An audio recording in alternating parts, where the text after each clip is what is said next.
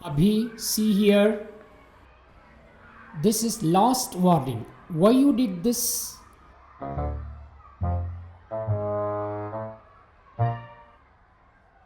Excuse me, sir.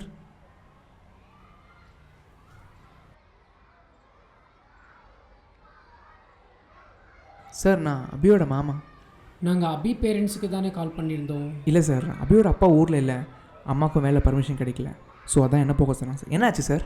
அபி text book பேஜஸை கிழிச்சு வச்சிருக்கா. அவள் புக்கு மட்டும் இல்லாமல் கிளாஸ் பசங்க புக்கையும் கிழிச்சு வச்சிருக்கா. ஏன்னு கேட்டால் சொல்ல மாட்டேறா. ஹெச்எம் பிரின்சிபல் எல்லாம் அவன் மேலே கோவமாக இருக்காங்க. அவகிட்ட ரீசன் மட்டும் கேட்டு சொல்லுங்கள், நான் ஹெச்எம் கிட்ட பேசிக்கிறேன். தேங்க்யூ சார், நான் அபிகிட்ட பேசுகிறேன்.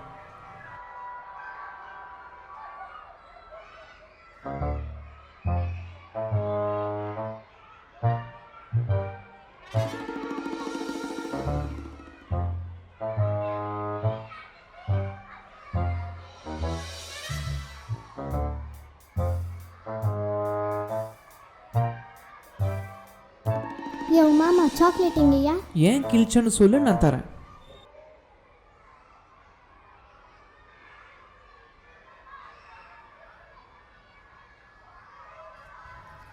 ஒரு பேப்பர் தான் கிழிச்சேன்.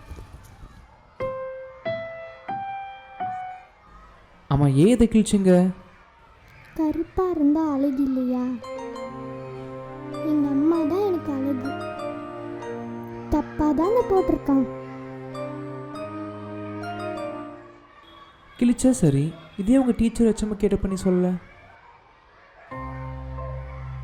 எனக்கு பயமாக இருந்துச்சு. பயம் நமக்கு சரிப்பட்ட ஒரு விஷயத்த வெளியே சொல்ல முடியலன்னா நமக்கு தப்பு பண்ண ஜெயிச்சிட்டா அர்த்தம்.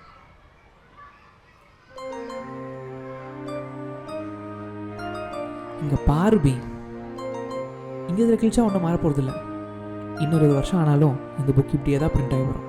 அப்போது நம்ம அவங்களே கருப்பாக இருக்கவங்கள அழகு இல்லைன்னா சொல்ல போகிறோம். உன் தாட் ரொம்ப பெருசு. நான் அதை இங்கேயே சொல்ல பயந்துன்னு வையன், வாழ்க்கை ஃபுல்லாக வாயே திறக்க முடியாது. தப்புன்னு பட்டா சொல்லு, சத்தமாக சொல்லு. நீ எதுக்கும் பயந்துடாத. You my little soldier.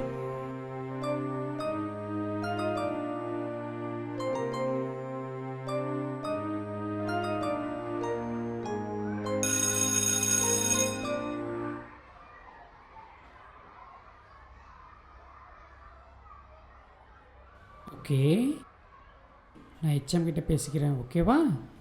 நானே பேசுகிறேன் சார். நான் ஒரு கனவு கண்டேன். என்னோட 4 பசங்களும் அவங்க நிறத்தை வச்சு இல்லை, குணத்தை வச்சு மட்டுமே ஜட்ஜ் பண்ணுற நாட்டில் வாழ்கிறாங்கன்னு மார்ட்டின் லூதர் 80 வருஷத்துக்கு முன்னாடி சொன்னார். இன்னமும் இது கனவாக தான் இருக்கணுமா?